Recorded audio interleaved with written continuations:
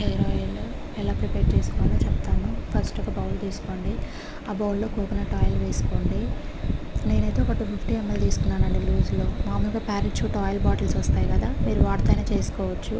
Stove మీద పెట్టేసి బాగా మరిగేటప్పుడు రోజ్మెరీ లీవ్స్ విత్ స్టెమ్తో పాటు తీసుకొని ఆ బాయిల్ అయ్యే ఆయిల్లో వేసేయాలి.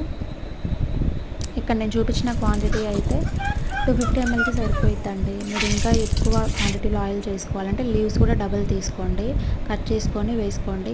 ఒక 2-3 మినిట్స్కి లీవ్స్ బ్రౌన్ కలర్గా వస్తాయి. వచ్చిన తర్వాత స్టవ్ ఆఫ్ చేసేసుకోవడమే.